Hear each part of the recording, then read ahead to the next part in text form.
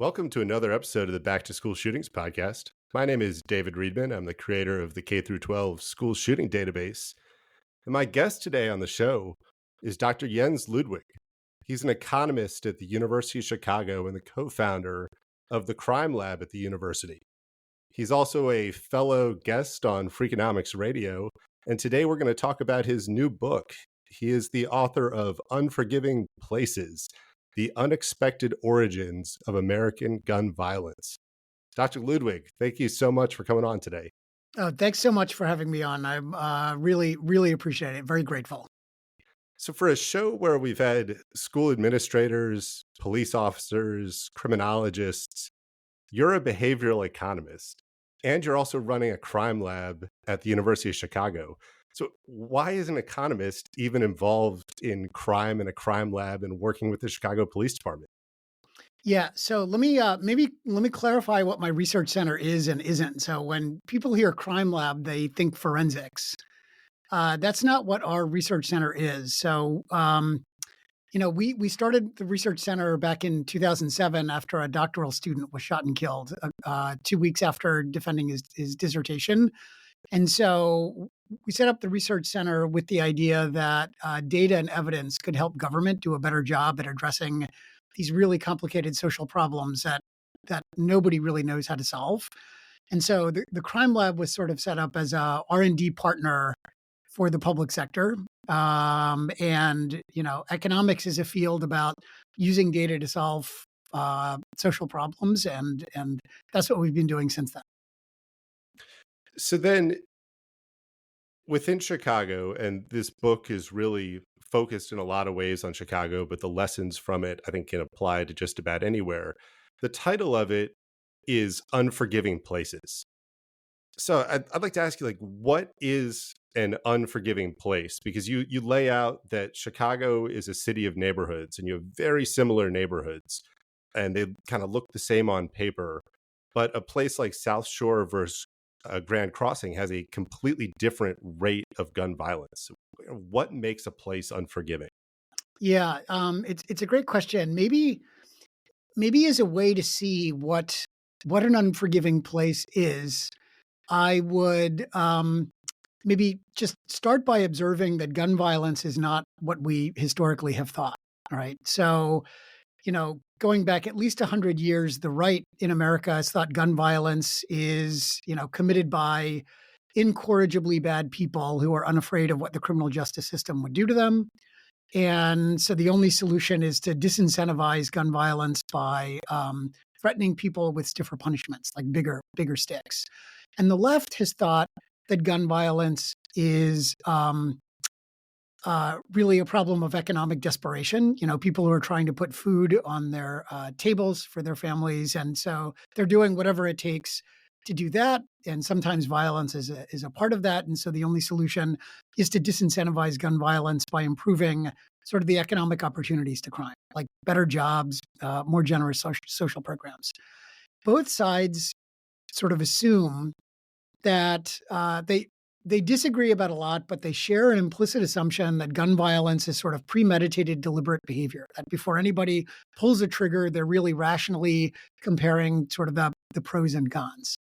And I think that misunderstands what gun violence is. Most shootings in America actually stem from arguments. That's not a situation where people are thinking clearly. So it's like, if you talk to poker players, they talk about when they're playing, they're counting cards, they're weighing the odds. And then when they get frustrated, they talk about going on tilt. They sort of stop being rational and they start being emotional and automatic and not really clearly thinking through what they're doing. It's called on tilt after what happens to a pinball machine after you smack it or lift it up, gives you an on tilt error message.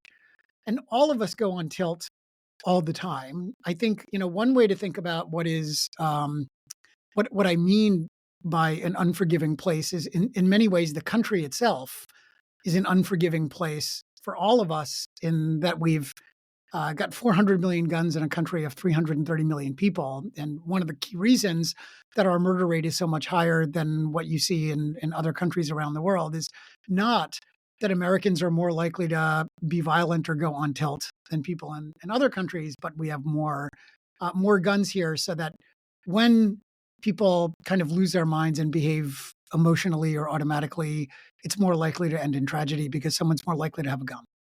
And that's very similar to the findings that actually we emailed about a couple months ago, after you were on Freakonomics talking about the crime lab and a police executive uh, center at the University of Chicago. In your full interview with Stephen Dubner, you talked about your findings around the source of a lot of gun crime, and the majority of it is disputes. And that's something that I also found about 8 years ago when I started the K through 12 school shooting database. Everybody keys in on the incidents like Columbine and Parkland and Sandy Hook. But when you start logging all gun violence at schools, and I coded across 16 different categories, the vast majority of incidents are these escalations of disputes. And in your book, you've got the data from homicides in Chicago back to 1965. And going by year, it's between 50 to 80% of homicides were related to some sort of dispute. And I mean, that's an incredible finding, because underscoring, the point that you make about partisan beliefs. On the right, we think evil people are, you know, maniacal people are going to commit violence regardless of circumstance. And on the left, we think, oh, the only reason violence happens is out of desperation. But you found that 50 to 80% of homicides in Chicago were just a dispute. And then that Yeah. Daniel Kahneman actually has kind of an explanation for this. Yeah, I mean, maybe let me just make a comment about the finding itself, right? So the finding itself is something that in some ways we've known for at least 50 years, but we keep forgetting. You're finding about this in schools, and what I say in my book about gun violence more generally, whether it happens in school or out of school. This is something that Frank Zimmering documented back in the 1960s, looking at data from the Chicago Police Department, like 1967, 1968, or something like that. And we just keep forgetting it, I think, because this is something that is, embedded in your question. We keep forgetting it because most of what we know about gun violence in America comes from media representations, news and entertainment, and arguments that lead to shootings is not the thing that dominates either the news or entertainment. And so, because we're getting a very non-representative picture of what's going on, it's not surprising that we keep forgetting this really important fact. Yeah, if And 90% of episodes of Law and Order were somebody who got in an argument at the food counter, uh, nobody would watch the show. yeah, exactly. It's very hard to have like a 5-season show like The Wire where it's like, I got into an argument because you stepped on my sneaker, you said something horrible about my girlfriend, and then I shot you. The end, right? It's like one episode rather than 5 seasons. So it's not surprising that this is a fact that we keep forgetting given the information sources that we have. And I think what it suggests is, like, as we're thinking about what to do about the problem, the conventional wisdom of the right and the left lead you to think that the solution is with incentives. This is the sort of thing that economists say is central to everything that we do in life. And I think one of the big breakthroughs from behavioral economics was to realize, like, I think everybody can introspect on their own life and realize you are not always carefully weighing pros and cons.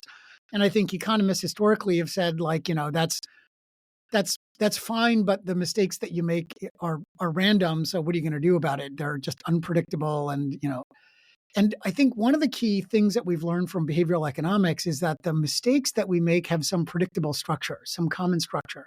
We all tend to make the same sort of mistakes over and over again.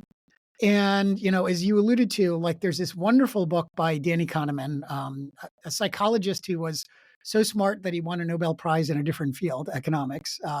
He has a book that changed my life. I think everybody should read it, Thinking Fast and Slow. It's like a user's manual for your own mind. It helps you understand yourself totally differently. It helps you understand other people in a totally different way as well. And I think the key insight from that book is that all of our minds work in a way that is very different from how we understand them to work. So we think of thinking as sort of the voice in our head that we're aware of.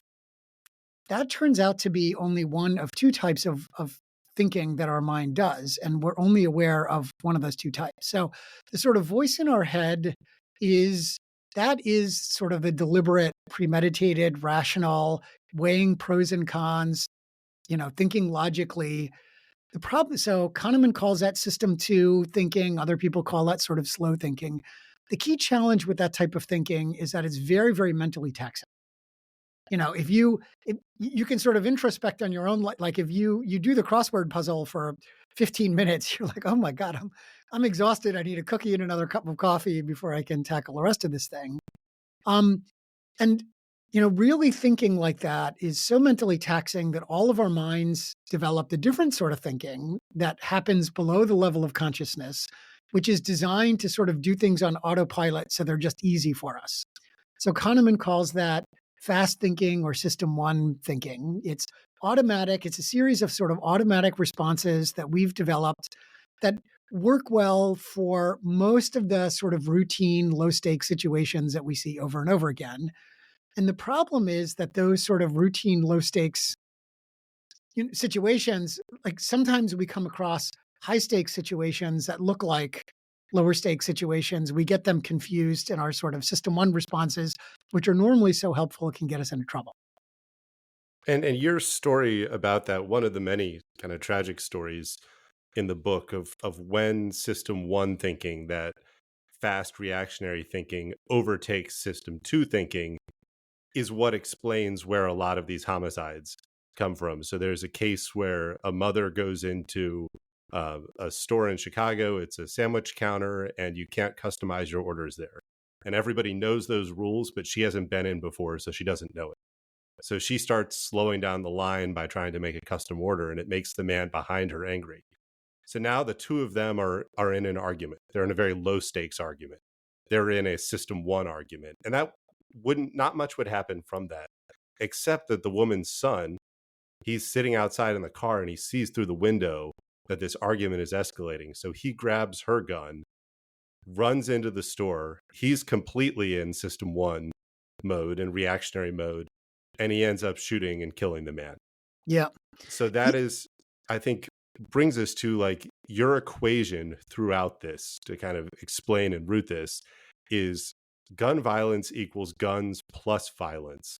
And violence almost exclusively happens in this system one zone where people are not thinking through the implications of their actions. Yeah. And let me just unpack the tragedy that happened on the south side of Chicago that you just described a little bit, so you can see a little bit more about what everybody's system one is doing here that leads to something that in hindsight everybody wishes hadn't happened, right? And it helps you understand why incentives aren't going to solve a problem like this, right? So system one is designed to like give you as fast and sort of internally coherent or internally consistent as possible a picture of the world as you can. And so and it's supposed to be effortless too, right? To save your mind like mental energy. And so, when you think about like one of the most basic things that we do in interacting with other people is forming what psychologists call a theory of mind, right? What are you thinking right now? What do you know? What facts do you have in your head right now? And, the way that our minds do this is like system one sets a default that anchors my view of what's in your head, which is what's in my head, right? That's the easiest sort of anchor that you can get for what somebody else is thinking is exactly what I'm thinking. Now, your rational self realizes, of course, that can't really be true because, you're a different person from me. We've had different experiences. You can't literally know everything that I know. And so system two adjusts that initial anchor. But because like deliberate system two slow thinking is effortful, all of our minds tend to underadjust. Right. And so what that means in practice is that all of us wind up assuming that other people think and know things more like we do than they actually could possibly. In psychology, they call that the curse of knowledge. So you can see that playing out for starters in this sandwich shop on the south side of Chicago that leads to the altercation in the first place, right? So just thinking about gun violence equals guns plus violence, you know, The the man good is news is it, assuming this woman knows the rules. yep, She's assuming he's an asshole because he's hassling her. And exactly, exactly. both of them are having a misperception of the other person's And complete knowledge. the key point here is that everybody, like, it's easy to see why everybody is behaving as they are, right? It's very easy to see that this guy knows the rules for that sandwich shop. It's very natural to understand why he would assume she does. It's very natural if she doesn't know the rules, it's very natural for her to think this guy is like getting totally bent out of shape over nothing. Like I literally haven't done anything wrong. I've just asked them for no pickles on my burger and you're going to like get in my face over this, like what's going on, right?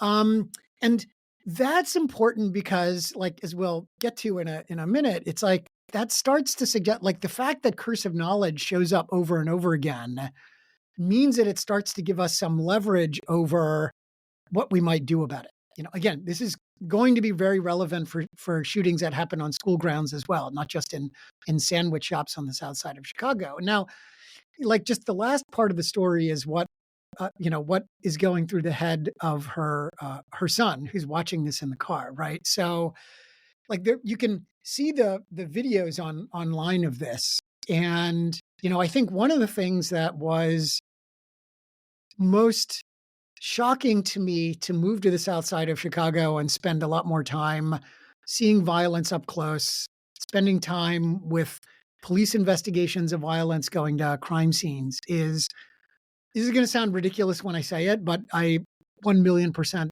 believe it's true. Violence is way more violent than you think, right? If I say that this guy punched this woman in a sandwich shop, I think most listeners would be like, I don't really quite see what the big deal is. And when you watch the video, it is truly one of the most horrifying things that you can, this woman is standing there. She's not a very big woman. She's a very big guy. And she is standing there totally defenseless, has no idea what's about to happen. And he rears back and puts his entire body weight and momentum behind striking her right in the face with a closed fist. She doesn't protect herself in any way, and she just collapses. It's just completely horrifying to see. The son looking through the window sees this. He grabs her gun out of the glove box and runs to the store. And I think, another thing that System 1 is designed. So at this point, then you can see what his System 1 is doing. System 1 is designed to give us fast responses because you can sort of see in an evolutionary perspective, it's super valuable for System 1 to do things quickly, right? It's like, I see other people running across the savannah. It's like, it's really, really useful for System 1 to just choose between two options on the mental dial, like run, don't run, disaster, or everything's great, right? That, like, minimize the number of like options that you're thinking through to give you some sort of default response. And in evaluating whether events are good or bad, it turns out that System 1 tends to toggle between just two possibilities, which is like everything is great or it's the end of the world. And, when those are the only two options on the System 1 dial, what it means is that System 1 inadvertently concludes that bad events often are much, much worse than they actually are. We take negative events and we make them even more negative. So the behavioral economics term for that is catastrophizing. So this kid, once you've catastrophized, once you think this is the end of the world, nothing is worse than this thing happening, Which is right? happening completely unconsciously. Which is completely happening unconsciously, as you say. This kid is standing in the doorway of this sandwich shop. This guy is loading up again to strike his mom again. And this kid thinks to himself, literally nothing is worse than having this guy hit my mom again. It's really not hard to put yourself in that kid's place, at least for me. I won't speak for anyone else. It's so easy for me to put myself in that kid's place and his thinking. And at that point, if literally nothing is worse than that, you can see how pulling out your mom's gun from the pocket of your sweatshirt and shooting this guy multiple times in the back, by definition, can't be worse than the worst thing in the world, right? And it led to both the mom and the kid being arrested. They wound up getting let go because the video came out, and after the fact, it became clear that it was self-defense. But there was a very real chance for a period of several days there where both the mom and the kid were going to be tried for at least manslaughter and potentially some sort of murder charge. So this kid took a huge risk for something that clearly was bad, but was not as, his mom being struck in the face again, but wasn't as bad as killing someone, right? And I think that helps you sort of see, it's like, so going back to your point, it's like we've got gun violence equals guns plus violence.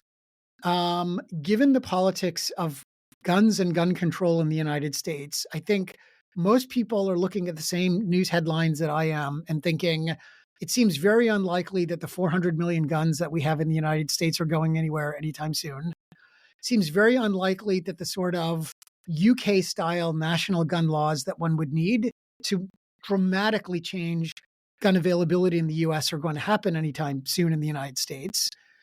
So that makes lots of people despair about whether there's anything we can do about the problem. I think the good news is that because gun violence equals guns plus violence, even if we can't do anything to affect gun availability for the foreseeable future, there's a different path to addressing the gun violence problem, which is, now that we understand what's driving the violent behavior, changing the willingness of people to use guns in gun violent events against other people. Which doesn't necessarily need to be a change that they even realize.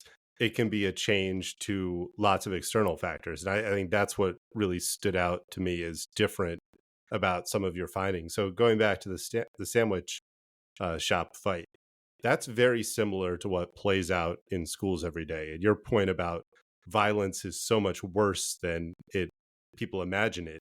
I've seen tons of surveillance video from schools, and almost all of these fights that are escalations of disputes kind of start in the same way. It's usually a group of kids. They start pushing, they start punching. Kids are really throwing punches. This is not, the old Batman movie. Like, these kids are really trying to hurt each other. Somebody gets knocked down. At some point, somebody pulls a gun from a bag. They are not a calculated killer. They're usually not even looking down the barrel. Oftentimes, they're not even looking at the person. They might be running the other direction as they fire over their shoulder. That's why most shootings on campus either have 0 victims because all the shots miss, or they're random victims who weren't even the people involved in the fight. But what's interesting about that situation is if you have a kid who's carrying a gun inside a school, and that school has a lot of fights, the chance that they're going to be in a fight and they're going to pull that gun starts to increase. If that kid is in a different school where there aren't fights, even if they're carrying the gun every day, they're probably never going to actually shoot anyone with it. And that's kind of one of the findings in this that blew my mind is you looked at a natural experiment with HUD data back in the 1990s, where a random group of families who were on housing vouchers were moved to higher socioeconomic neighborhoods. And you were able to look at the data from those families and see a pretty dramatic change in the rates of arrests for violent crime when the only thing that changed is a kid living in a different neighborhood.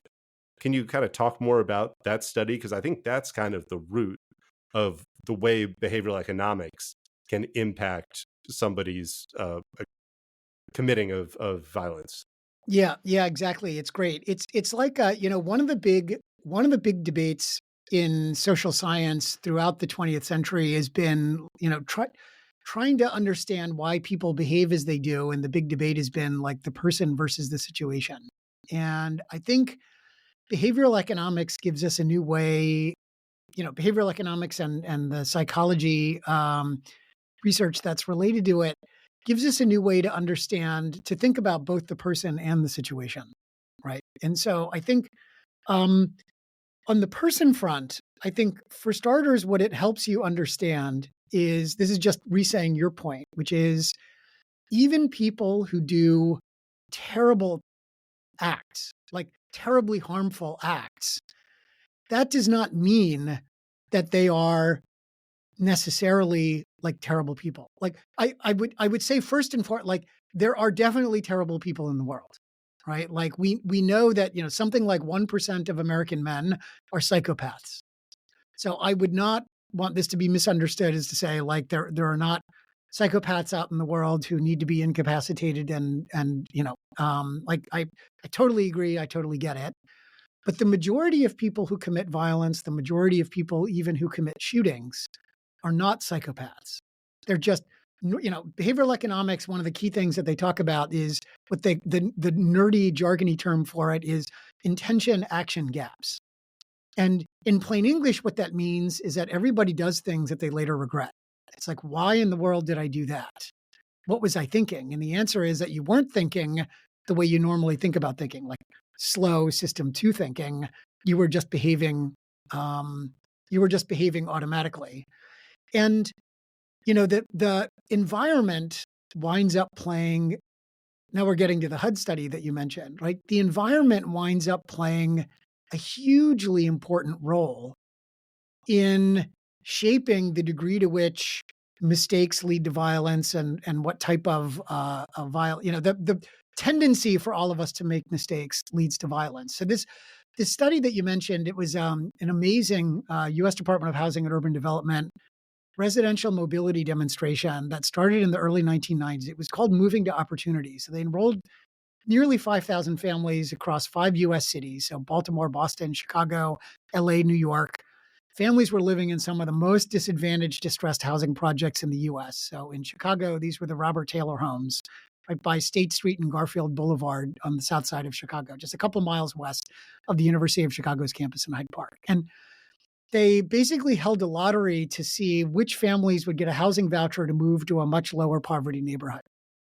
And I think the key thing here, like the family's own income did not change as a result of the move. So the only thing that changed for the families was the social environment in which the kid was living. And what we saw is really big reductions in the risk of violence involvement for boys in particular, for teen boys in these families in particular. And I think one way to understand what's going on there is, 60 something years ago, Jane Jacobs, the great urban planner, wrote a wonderful book called Death and Life of Great American Cities, where she pointed out like there's huge variation across neighborhoods in violence rates, even among neighborhoods that like sociodemographically, same poverty rate, same, racial ethnic mix can be dramatically different with respect to the amount of violence that they have. And she said that was due in large part to the presence of like adults in the neighborhood who are willing to sort of step in and interrupt altercations before they escalate, right? And, then in the 1990s, one of the most influential papers published in the 20th century in sociology was by Rob Sampson, Steve Radenbush, Tony Earls about, they basically put some empirical evidence behind what Jane Jacobs was saying, which is, they said the strongest predictor of violence across neighborhoods isn't necessarily the sociodemographic characteristics of who lives there, but the willingness of neighbors to step in and intervene, what they called collective efficacy. So you can see urban planning and sociology kind of converging in their thinking about what's going on here. And I think that's what we saw again in this randomized experiment in HUD is the economically disadvantaged neighborhoods and the housing projects weren't just different one of the biggest difference that they had is in collective efficacy in the neighborhood, in the willingness of adults to sort of step in and interfere and interrupt when kids were doing something that could escalate into violence.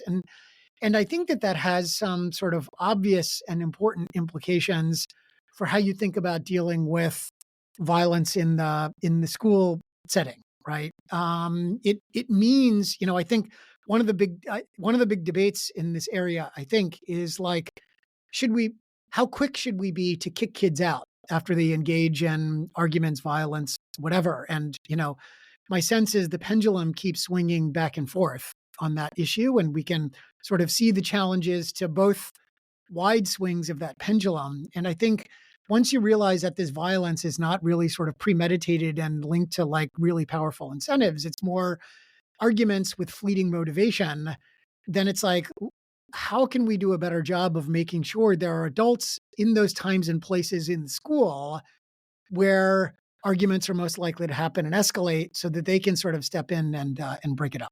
And the zero tolerance discipline is really rooted in that myth of wicked people, where it's going to be somebody where once they're on this path to violence, there's no way to ever get them off that because they're a morally broken person. But what's interesting about the HUD study is you didn't change anything with the factors of the family.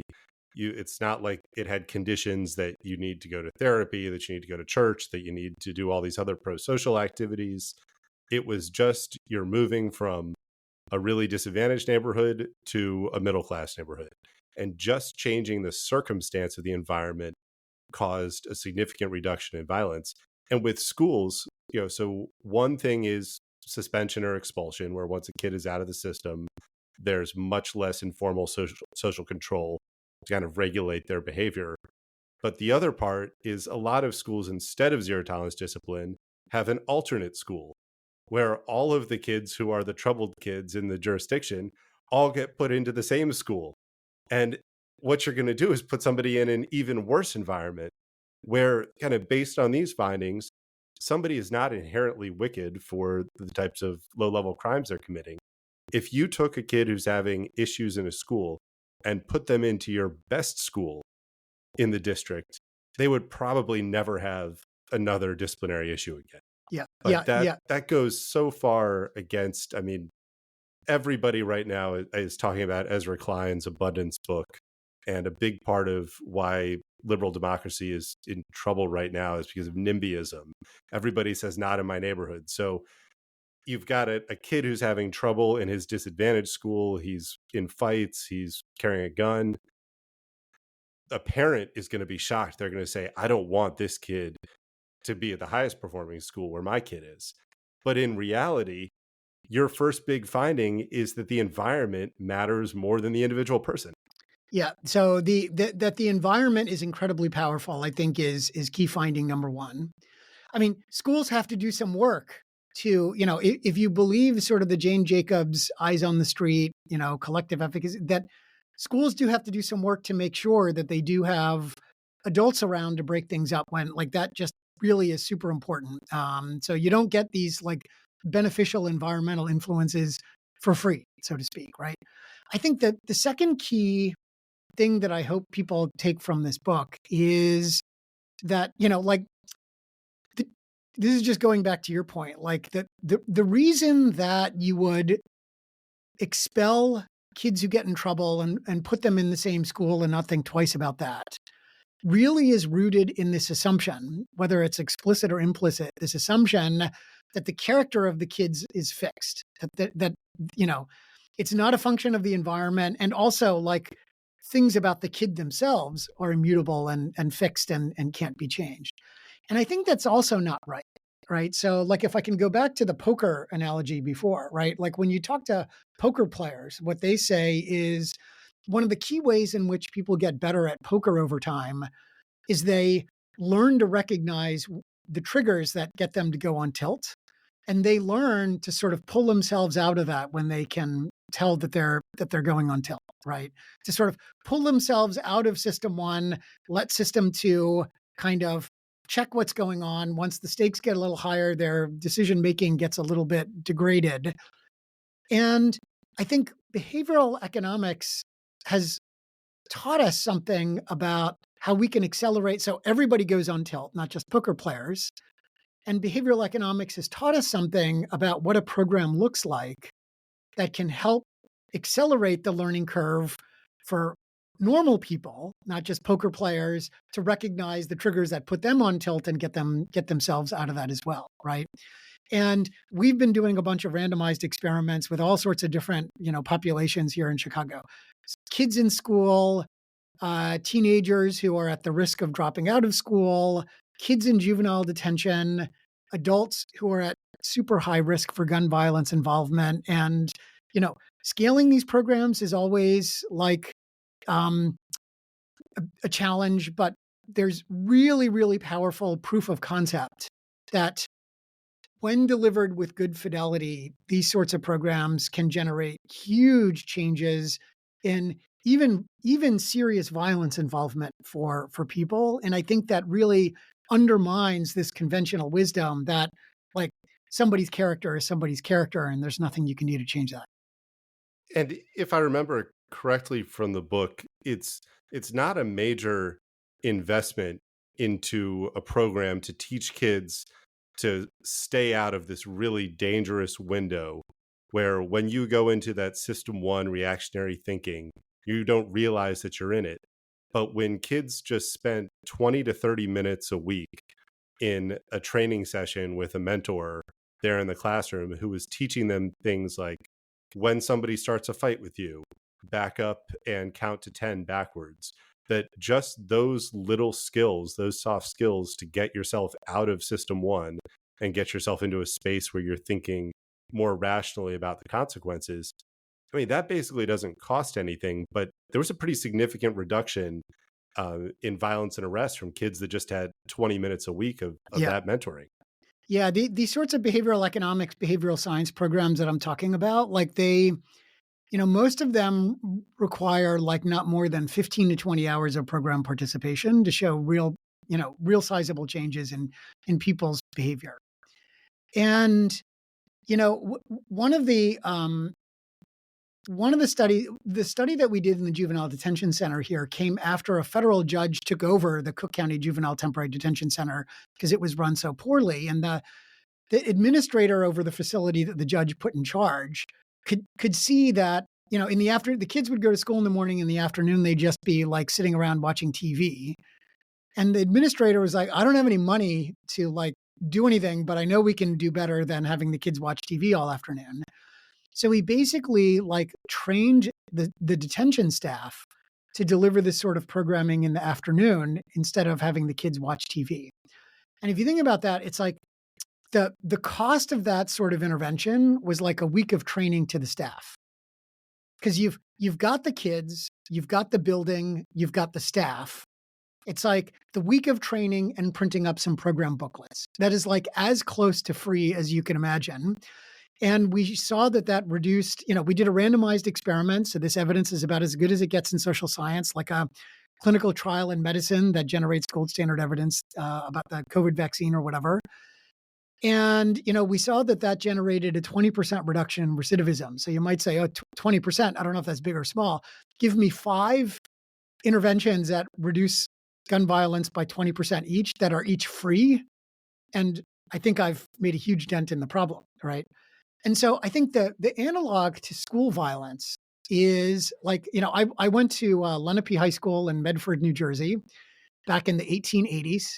And the state of New Jersey required me to take, if I'm remembering correctly, it was so long ago, I think I had to take like 3 or 4 years of health education. And, what they basically taught is like, eat your broccoli, sleep 8 hours a night, don't drink, and here's where babies come from. So it's stuff that teenagers either already know or are for sure going to ignore. When you look at the data on what the key health risks to teenagers are in America, especially for minority kids, gun violence is number one. And for Black Americans, it's number one by a lot. But it's also things like overdoses, suicide, and car crashes, which are all about adolescent risky decision making, which I think could all be I think that there's data to suggest that all of these things could be influenced or are influenced by these sorts of behavioral economics sorts of programs. And so I think that my dream here is that school systems will recognize that surely they could afford to carve out 15 to 20 hours over a kid's high school career for this sort of programming, given the huge importance that this has for all of the things that actually are super important health risks, starting with school shootings, but not ending there, right? And I also think like the other reason that it's so important is like this is not, unlike eat broccoli, sleep 8 hours a night, and don't drink alcohol, like this is not anything that anybody has ever heard before, right? Like we are born with this amazing mind. Nobody ever teaches us how it works or how to use it, right? And so what that means is like we really are on the steep part of the curve for helping people better understand how their own minds work, especially in sort of high stakes, non-routine situations, which is what leads to school shootings, other shootings, car crashes, overdoses, all this other stuff. And so I think, and again, that would be free. You've got the health teacher. I have every confidence that every health teacher in America could deliver this sort of programming if detention center staff could do it. I think that would be like the most important sort of zero cost thing that we could do to improve the safety of teens and improve people's life in America for that matter. And it seems like it's too simple to be true that just tiny bits of training and education around a technique to think or a way to deal with a situation can have a big impact. But actually, there's tons of empirical, replicatable studies of behavior economics with purchasing. And really, what we're doing is the reverse of all of the engineered studies and learning about the ways that customers interact with purchases. Because what's been found is if you go into a store, back when people went into stores, but this applies to like your online. Went into a what? Sorry, let me Google what that is. That's Well, fortunately, it applies to both online commerce, but stores. But if you pick up an item that you didn't plan to purchase, but you liked, but all of a sudden there's a really long line at the checkout counter, a lot of people will take it down, leave, but then they'll never come back to get it. The same with your online shopping cart.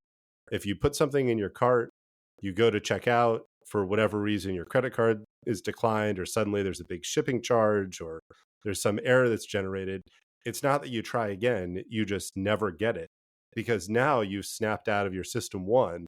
Oh, I really like this shirt. I have 1,000 shirts. I don't need it, but I'm going to get this one. Wait a second. Something slowed me down. I don't want to wait in this line for 15 minutes. Once I stand in this line for 15 minutes, I realize this shirt isn't worth it. So I just abandon it and never buy it. In retail, it's been reducing friction from the point of making a decision to turning over your money has increased sales. But everything with gun violence and preventing that guns plus violence is about adding little bits of friction, adding little points that take a 1-second decision and turn it into a 10-second decision or a 1-minute decision or a 10-minute decision. And I think that's where these 5 behavioral economics findings that you have, the social environment, informal social control, which would be your neighbors, your eyes on the street in a neighborhood, your different neighborhood conditions, your formal social control. That's things like security guards or teachers or professional violence interrupters. Those things have or police for that matter too. Yes, yeah. Those things all kind of have fixed costs, but these last 2 pieces around access to a gun during that 10 minutes when you're going to make a bad decision, or either having the mental tools to deal with that situation or not deal with it, those are things that are free. Yep. Yeah, exactly. I mean, this is, I got into doing this sort of research because like, you live on the south side of Chicago, you look around and you can see like all of the heartbreaking disadvantage and heartbreaking tragedy, especially in the form of gun violence here, that's rampant. And I thought, how can we sort of pragmatically make things better immediately, given the scale of that? And so I'm always on the lookout for like not only things that can be helpful, but things that we could start doing like literally yesterday. And I think that's what makes this sort of behavioral economics kind of programming for schools to do in low opportunity cost time in this, I'm just in the same way that in the juvenile detention center in Cook County, there was just tons of low opportunity cost time, like kids watching TV in the afternoon. I'm convinced from my own New Jersey public school experiences, I can tell you for sure there is low value time baked into the 4-year curriculum of every American high school. Like, give us just 15 hours of that, and we can save a bunch of lives and make people's lives better. Then there are also some factors around the school and the school's interactions with the neighborhood that I think are also pretty powerful here. One of my first jobs out of college was working for a business improvement district. And for anybody that's not familiar, that's a geographic area where all of the property owners put a little bit of their tax revenue into a shared fund. And that shared fund goes towards beautification, trash disposal, graffiti removal, beautification of vacant properties. And you found some points where within Chicago, just cleaning up the trash on vacant lots or turning a vacant lot into a pocket park where then people can socialize and hang out there has an effect on reducing gun violence and violence crime in that neighborhood. Right now, kind of in a lot of communities across the country, there's been a push to secure schools by putting fences around campus, by putting locks on all of the doors of the building so that that campus is something that students can only access and students can only access it during the school day. That seemed like something that is actually really counterproductive based on your findings, that community spaces, accessible community spaces, beautiful community spaces have a reduction in crime.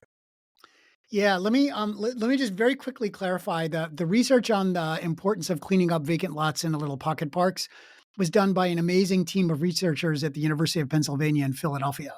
Um, Turns out that Chicago now, the Cook County Board of Commissioners is acting on a version of that. They've got something called the Cook County Land Bank, but amazing research out of Philadelphia by Penn. I think the the reason that turns out to be so helpful is, like, you can see in the Penn research, that when you take this abandoned lot, it's got broken bottles and trash everywhere and overgrown weeds and whatever else, car parts and who knows what, and you turn into a really inviting kind of pocket park, it gets more people out of their houses and spending time in public. That is sort of the Jane Jacobs eyes on the street thing. And then you can see, like, in low income neighborhoods, that leads to something like a 20 or 30% reduction in shootings in that vicinity, right?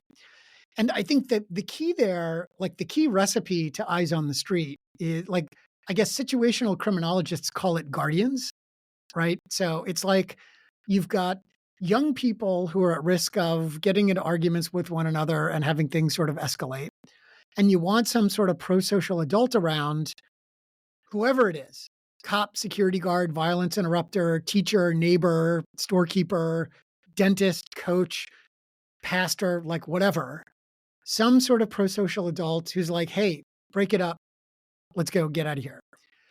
And, it's a little bit like the logic. I know this was like much ridiculed in the 90s, but I think unfortunately so ridiculed, which is midnight basketball.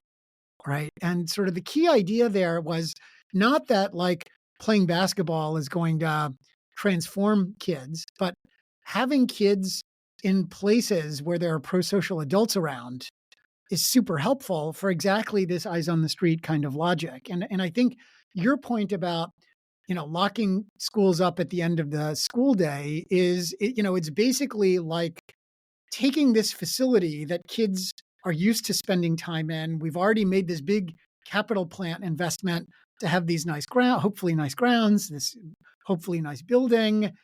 And then, like, denying people access to it seems like penny wise and pound foolish, I guess, would be one way to think about it, as opposed to, like, figuring out a way, even if it's just like parent volunteers, like, let's have the place open in the afternoon. I think the evidence would suggest, because I think the other way that I would think about this is, like, compared to what are kids going to be doing if they are not hanging around in school?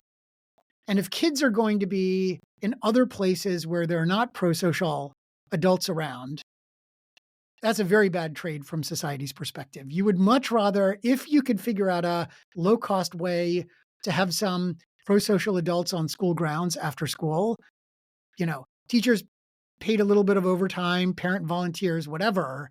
That seems like that would be way, way better than if kids are going to be God knows where without any sort of adults around. And that kind of gets to the point which I wish you had started the book with this. Actually, I wish you had picked a different title. And I'm going to tell you what that title is now. I think it should be Uprooting Causes. Because at the very end, all of this comes together as we're always looking for root causes. We're looking for the root causes of all these different pieces of gun violence, but ultimately gun violence in itself is the root cause of a lot of these social issues.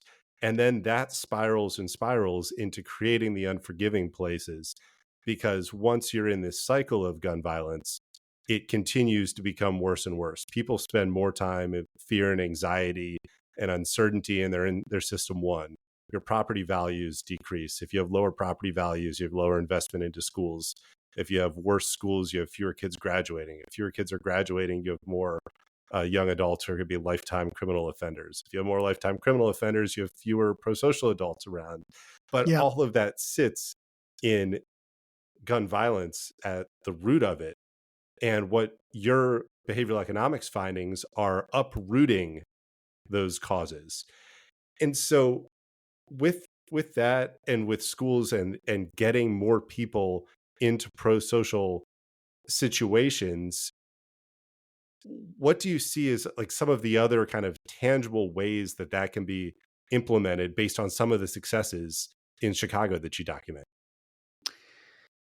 Yeah, I mean, I think, I think thinking about, most social, I think the key mental pivot that we need to make in our thinking about public policy on gun violence is to not, people should not despair, given that we have 400 million guns and gun control politics are stuck. So you should not despair because gun violence equals guns plus violence. And there's still something that we can do about the violence part of this. So that's sort of lesson number one. Lesson number two is that we need to shift our thinking away from purely thinking about incentives to thinking about addressing mistakes as well. And I think that looks like, social programs of a very different sort. Like, the social programs that we typically think of are trying to change the incentives for gun violence, job training, jobs programs, things like that. And I think things that more directly change people's vulnerability to making mistakes that lead to violence, I think is the data suggests that's much more directly promising. And the left of center world has been right that the social environment matters a lot. But the good news is that it's not just really hard to change aspects of the social environment like economic concentration, concentrated disadvantage or racial segregation or something. It's like easier to change parts of the social environment like eyes on the street, right? And so I think it's that shift away, that mindset shift from just incentives to realizing we're trying to fix mistakes. And, I think the reason that this is so important for our communities is I've really become convinced. This is just in some sense re-saying a key part of your question. I've really become convinced that gun violence sits upstream of every other challenge that every city in America has, right? Because like my University of Chicago colleague, Steve Levitt, wrote a paper with Julie Cullen at UCSD several years ago. They found that every murder that happens in a city reduces the city's population on net by 70 people. So I think at one point, my research center, University of Chicago Crime Lab, we did a calculation where if Chicago had followed New York's safety trajectory over the last 30 years, we'd have 600,000 more people living in the city than we currently do. Instead of a city of 2.7 million people, we'd be 3.3 million people. That's 600,000 more people paying taxes. The big debate in Chicago right now is like, how are we going to pay for our schools? How are we going to pay off for our pension debt? Right? What are we going to do with these schools that were built for 1,500 kids and now are enrolling only 100 kids? Super hard to operate a school with that sort of like super low enrollment. Um, we have abandoned storefronts up, and I just moved recently downtown and State Street in downtown Chicago. It's like huge vacancy levels that is robbing the city of tax revenue. It's like if we can fix the gun violence problem, I think we can turn these vicious cycles into virtuous cycles, right? The city And becomes safer. education, yeah, I think it was really important, and we're at such a critical juncture in the United States right now around investment in public education. That's your other piece where it's like it almost sits on the same level as gun violence as this fundamental root cause that impacts everyone else. Because you cite the finding that a 10% increase in graduation rate has a 20% decrease in the number of murders. Yep. 10% more kids graduating from school means 20% less murders. And when you think about it, it makes so much sense because if a kid makes it all the way to graduation, they've spent more time learning to think. They've spent more time maturing in the informal social control of the school. And that is all aiding them in being a system two thinker rather than totally reliant Yep. on your reactionary system one. So right now, education dollars are being slashed all over. Public safety funding and police funding is ever increasing. It has basically increased every year in every city back to the 1960s. But that's really the opposite. More police don't decrease murders, but more education empirically Well, decreases murders. more police. I think the data suggests that more police do decrease murders, but To a point, that is yeah. that is not to disagree with, like, that's sort of a side point. I think your main point is 100% right. That education, I've always thought education is the most important crime prevention lever that we have, including gun violence prevention lever. And maybe the only other sort of footnote a friendly amendment or footnote that I would want to put on your point is, like, when I look at the data on youth involvement in gun violence in Chicago, whether shootings happen on school or off campus, the kids who are most likely to be involved are the kids who are loosely connected to school, on the verge of dropping out.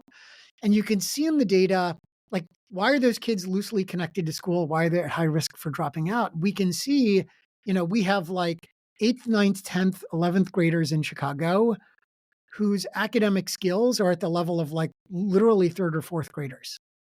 So our school is like a Fordist assembly line where like kids get promoted from one grade to the next. The teacher's job is to teach grade level content. And yet we've got kids who are like way, way, way behind. And all our education reforms are about delivering the grade level content better. But kids who are that far behind, like, saying it louder is not going to help. And so I think like we need much more targeted interventions that meet kids where they are. Things like high dosage tutoring can be really, really, really disproportionately important for the kids at the bottom of the test score range who aren't getting much from current classroom, instruction. It's like a tragedy from society's perspective because we're squandering their potential as human beings, and a tragedy because that is just that underinvestment is just totally fueling the gun violence problem. And it hits on all five of those behavioral economic findings that you have in here, that a change in the social environment dramatically changes the outcomes. Changing your level of informal social control, that's just everything around the periphery, changes the outcomes. More social control changes the outcomes. Teaching kids how to move from system one to system two. And then the last point is that keeping illegal guns off the streets so that they're not available to somebody during that 10-minute window of panic or in that system one moment where they're being reactionary. We can do a tremendous amount of that. It should be a bipartisan point that teenagers under 18 or kids inside of schools should not be carrying guns Yep. with them. But when they are, And I think that's kind of the last point to hit here, is that a lot of these things, a lot of our policies are rooted in the wrong assumptions. And most gun crime is committed by adolescents and young adults who are in bad circumstances. Those are not people that anyone in society on either side of the spectrum wants to be carrying guns around. Yep. So what we need to do is decrease the opportunity for somebody to make a tragic mistake that's going to end up potentially costing a life, but also putting that person into incarceration for the rest of their life. Yeah, I think, it's like, how do we keep teenagers from carrying guns around? And how do we keep teenagers from sort of going on tilt in difficult situations and using guns to hurt one another? And I think, like, if you think about the conventional wisdom of the left and right, you can see people. People on the right are like, we need bigger sticks. And you can see why everybody on the left sort of cringes and recoils from that. People on the left are like, we need to hand out the sort of the cartoon version of it is that we need to hand out a ton of money to reduce economic desperation. People on the right cringe at that. Right. And I think like the nice thing about this behavioral economics sort of agenda is like, hopefully this sidesteps a lot of the political fights that we've been having basically for 100 years and leads us onto a much more sort of constructive, productive path. And it makes a lot of fiscal sense as well, because, it's about $100,000 a year to incarcerate a person. If you do not graduate from high school, that's the strongest correlate to being a lifetime criminal offender with multiple incarcerations. Yep. So, what dollars would go into making the school better, having more staff in the schools, so there's more informal social control, giving some programs to educate kids and get them to think critically and navigate complex, high stress situations, and then give some monetary incentives to keep illegal guns off the street, because people Yep. carry guns because they see a value. So it's Yep. easy to give somebody a higher value incentive to reduce that. Yep. All of Yep. those could be done for significantly less than $100,000 per troubled student. And that's only the cost of 1 year of incarcerating them for as an adult. You Yep. might spend that 30 years. So I think this book is such a powerful way to change some of these narratives, break down our conventional thinking, and just lays a roadmap for a different way to solve a problem that we have not figured out in the last 100 years. Well, thank you. That's very kind of you to say. And I'm just so grateful for having the chance to come on. Thanks so very much. All right, everyone. Well, Dr. Jens Ludwig is the author of Unforgiving Places, The Unexpected Origins of American Gun Violence. And that will be in stores soon. So please check it out. It's totally worth it. Dr. Ludwig, thank you so much. Thanks so much again. I really appreciate it.